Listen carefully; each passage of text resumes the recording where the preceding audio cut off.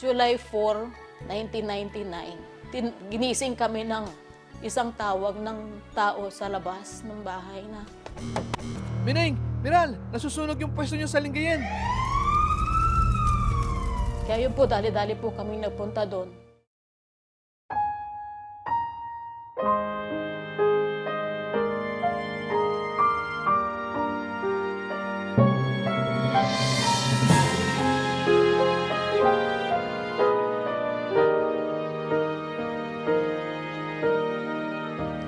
Bakit wala kaming mga ninong?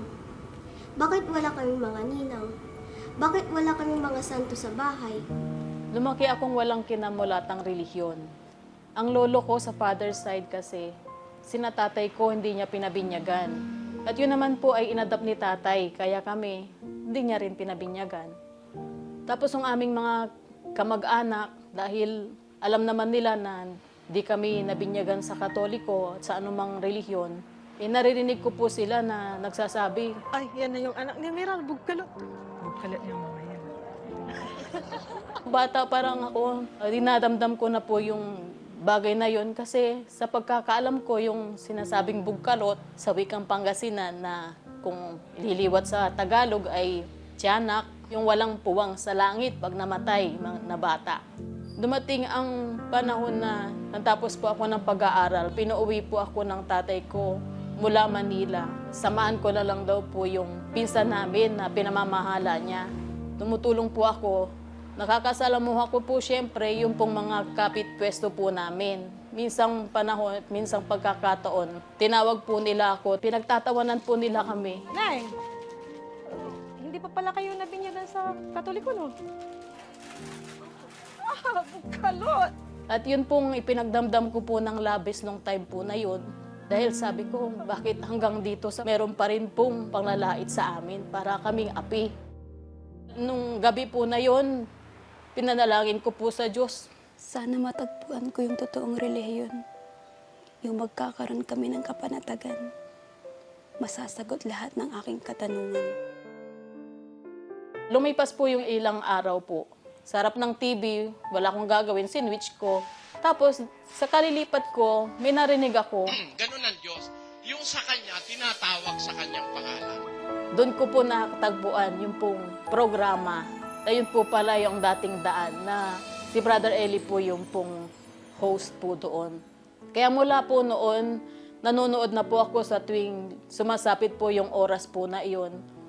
Nagmamalaki ako sa kay tatay ko. Sabi ko, Tay, meron ako napapanood na maganda. Sabi ni tatay ko. May mas maganda akong napapakinggan, sabi niya. Masubukan niyang pakinggan yung sinasabi ni tatay, sabi kong ganon. Doon ko po narinig si kapatid na Eli. Kaya sabi ko, Tay, parehot po tayo ng pinapakinggan, sabi ko sa kanya.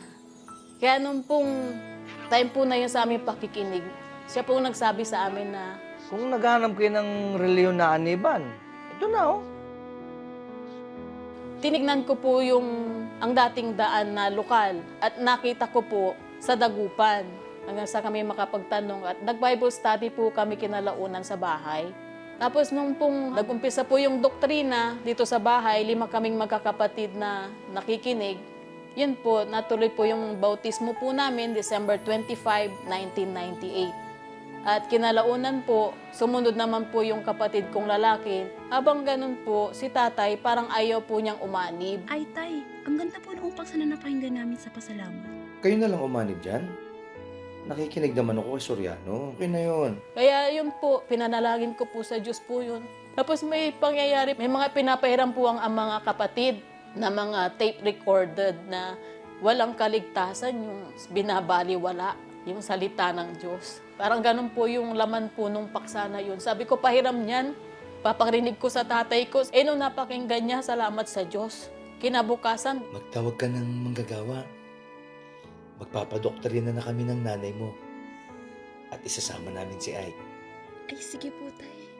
Salamat po sa Diyos. Salamat sa Diyos, anak. kaya yun po, laking tuwa ko po.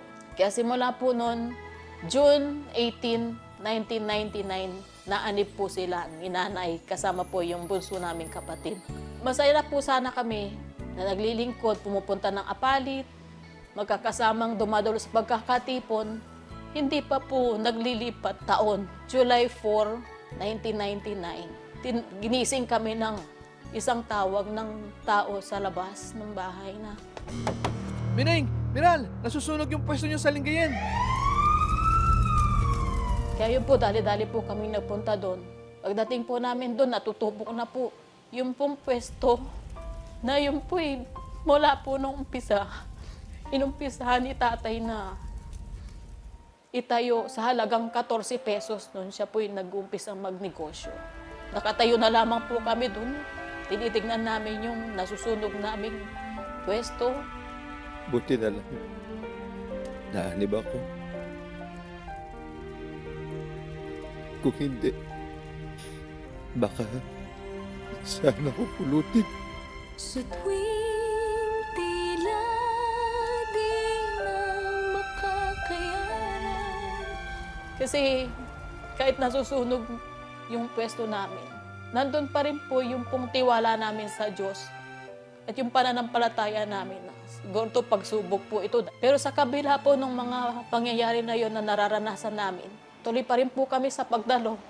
Hindi po kami nagpabaya sa pagkakatipon. Kahit binabaha, sumasakay kami sa mga dump truck para makadalo ng pagkakatipon sa lokal. Sa kasalukuyan ay nakapagpapatuloy bilang local servant. Yung aking mga kapatid, may mga kani-kani rin pong mga tungkulin. At ang tatay ko po, bago siya pumanaw, ay may mga tungkulin po siyang nagampanan po sa loob ng iglesia. At masaya po kaming nakapaglilingkod na mag-aanak hanggang sa kasalukuyan.